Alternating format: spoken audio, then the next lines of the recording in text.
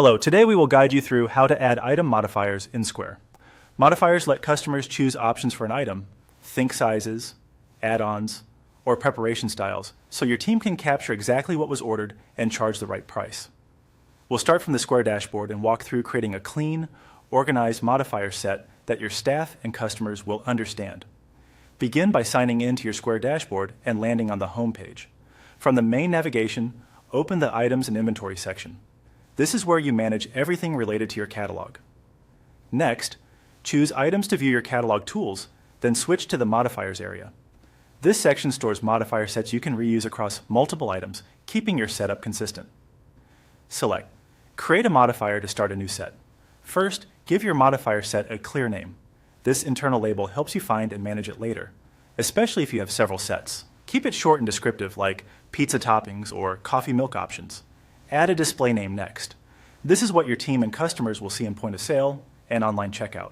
So make it friendly and obvious. For example, choose your milk is clearer than just milk. Now choose what kind of modifier set this is.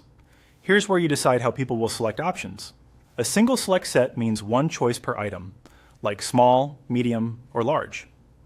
A multi-select set allows more than one choice, such as extra cheese and olives together. You can also decide whether the selection is required or optional. Make it required only if every sale truly needs a choice. Otherwise, leave it optional to keep checkout flexible. Next, build your modifier list by entering each option as its own line, each topping, size, or customization you want to offer. Keep option names short and consistent so they read well on receipts and screens. If you have many options, consider alphabetical order to help staff find them quickly. For each option, add a price if there's an upcharge. Set it to 0 for included options. Use consistent pricing rules so totals are predictable and easy to explain at checkout.